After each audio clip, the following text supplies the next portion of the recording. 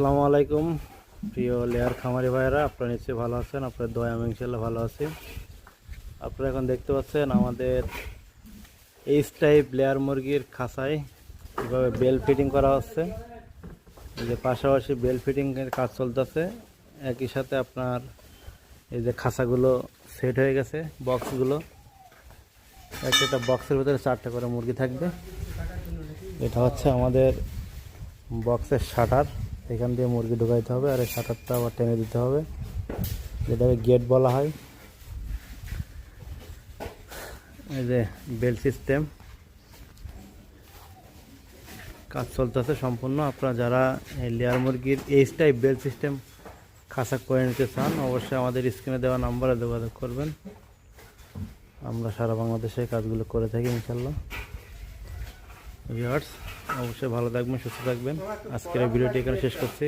আল্লাহ হাফেজ।